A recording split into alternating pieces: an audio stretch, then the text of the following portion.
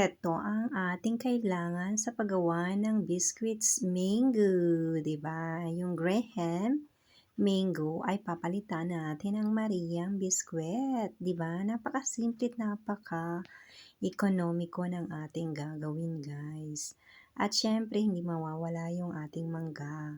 So, madami akong mangga dito sa aking bahay at super super bango, 'di ba? So, eto na nga guys, syempre, yung ating gagawin ay syempre maglalagay tayo sa isang Tupperware ng or mangkok kung saan nyo gusto or bowl kung saan nyo gustong ihalo yung ating all-purpose cream. So, ito ang aking all-purpose cream na whipped cream for dessert, guys, ang ating gagamitin. So, dalawang all-purpose cream, diferente ang ating ilalagay dito. So, sinubukan ko guys na i-combine yung kanilang all-purpose cream dahil yung aking yung Puleva ang pangalan ay baka ma-expired na siya. So, kailangan ko na siyang gamitin dahil nakatago siya sa refrigerator, hindi ko napansin. So, mabuti nga guys at naghalongkat ako, so nakita ko siya. So, mas magandang gamitin na natin to kaysa masira pa, di ba? Hindi mapakinabangan, maitatapon natin na hindi man lang natin nagawa ng paraan. So, eto na nga at nilagay ko na sa bowl itong tatlong itong box ng tatlong all-purpose cream, and then maglalagay tayo ng leche kondensada na mga kalahating baso na leche kondensada lang guys, kasi hindi masarap pag super super duper na matamis na yung ating poster dessert sa ating hapagkainan or panghimagas, 'di ba? So, ubusin natin 'to. At kung wala nga pala kayong pang-mix dito sa ating whipped cream, pwede naman pong tinidor. Ay nako, nahulog pa yung takip ng leche kondensada guys. Diyos mio. Pero malinis naman yan guys kasi hinuhugasan ko naman siya. So, ito kung wala kayong ating batidora na ibig sabihin yung ating mini pimer, or ito naman yung aking pang-paangat talaga to ng ating whipped cream. So, ito ang ginamit ko ngayon. So, paangatin natin siya ng konti dyan guys, and then pag mga 2 minutes lang siguro, okay na yan. So, tinikman ko yung kanyang lasa guys.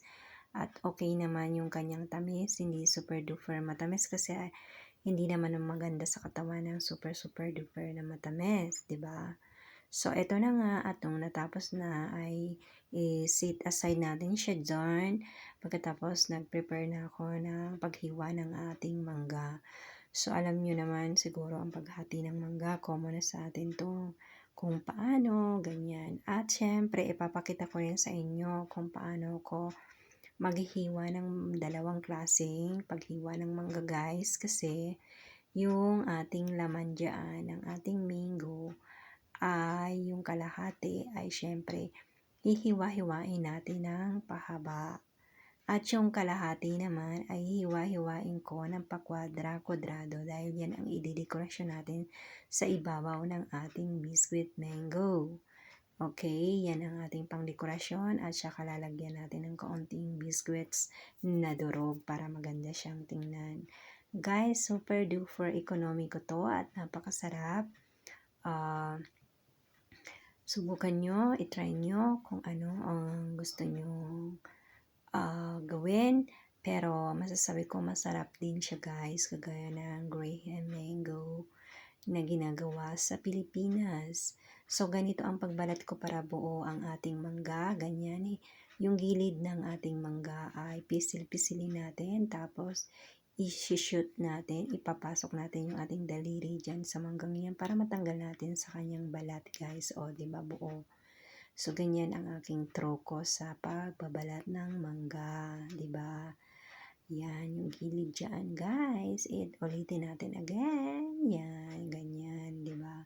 Di ba, ang galing, mandali-dali niyang balatan siya, guys. At ang linis-linis. At kung gusto niyong simutin yung balat ng mangga ay pwede naman, bakit hindi? Nung mga bata tayo ginagawa natin yan, 'di ba? Kaya yan, okay.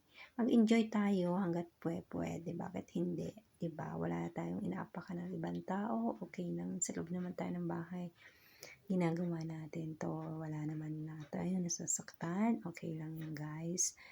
At saka pinapakita ko sa inyo naman kung paano pag-prepare ko ng aking mga pagkain kung paano. So, ito yung laman niya. At hihiwa-hiwain natin. Di ba napakaganda? Sabi ko, napakaganda ng ating manggang karne ng mangga.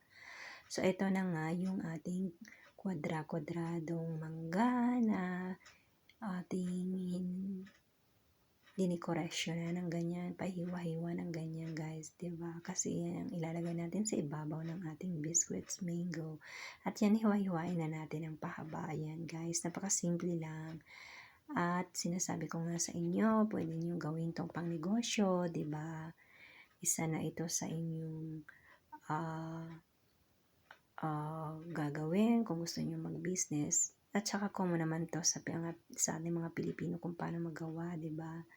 So, at yung buto naman ay para hindi siya masayang guys, ay hihiwa-hiwain din natin yung gilid niya ng pahaba para mapakinabangan pa rin natin yung kanyang mga laman dyan sa gilid ng ating mangga. So, yan lang. 'Di ba? Konting truko lang yan guys. Okay, napakasimple at napakasarap talaga naman ng ating dessert sa ating hapagkainan o panghimagas, kumbaga yan. 'Di ba napakaganda? And then meron ako ditong fresh milk, yan, naglagay ako sa isang bowl na maliit. Ng konti lang kasi guys, gagawin natin to. Diyan natin palalambutin ng konti yung ating biscuits. Hindi naman, anong tawag dito, hindi naman natin tutunawin siya. Babasain pala natin yung ating biscuits dyan. So, naglagay muna ako ng cream. Dyan, yung all-purpose cream na ating minuntar. Pagkatapos, babasain natin yung ating biscuits para ilagay natin siya doon sa ating lagayan kung saan natin imumuntar yung ating mango. 'Di ba? At yung mga gilid, hiniwa-hiwa ko rin siya diyan. Pinutol-putol ko 'yun, guys, para talagang malagyan siya. Yan, ganyan ang itsura niya. Pagkatapos, lalagyan ulit natin siya ng cream diyan. Pagkatapos, saka na natin ilalagay yung ating mangga na hiniwa-hiwa para ilagay ulit natin yung biscuits and then ilalagay natin ulit yung cream. Yun. Nakagawa ako ng 4 na bandeja dito guys.